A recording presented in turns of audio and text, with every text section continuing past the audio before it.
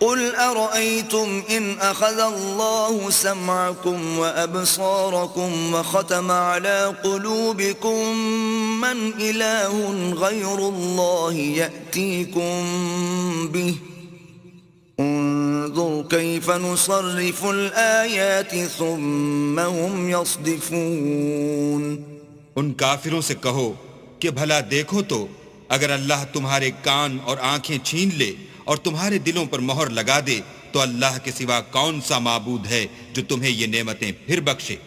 دیکھو ہم کس کس طرح اپنی آیتیں بیان کرتے ہیں، پھر بھی یہ لوگ روگردانی کیے جاتے ہیں۔ قل أرأيتكم إن أتاكم عذاب الله بغتة أو جهرة هل يهلك إلا القوم الظالمون۔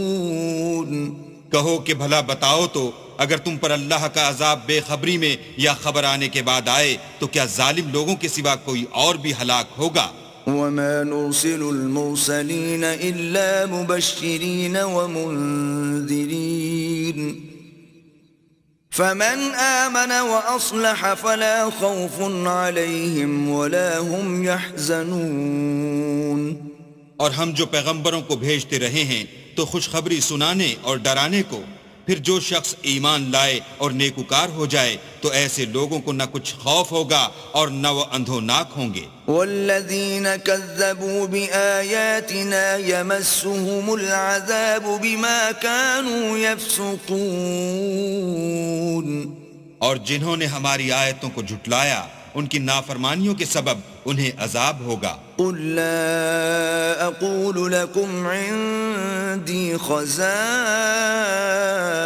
الله ولا اعلم الغيب ولا اقول لكم اني ملك ان اتبع الا ما يوحى الي قل هل يستوي الأعمى والبصير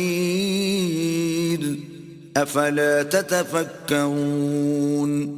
کہہ دو کہ میں تم سے یہ نہیں کہتا کہ میرے پاس اللہ تعالیٰ کے خزانے ہیں، اور نہ یہ کہ میں غیب جانتا ہوں، اور نہ تم سے یہ کہتا ہوں کہ میں فرشتہ ہوں، میں تو صرف اس حکم پر چلتا ہوں جو مجھے اللہ کی طرف سے آتا ہے۔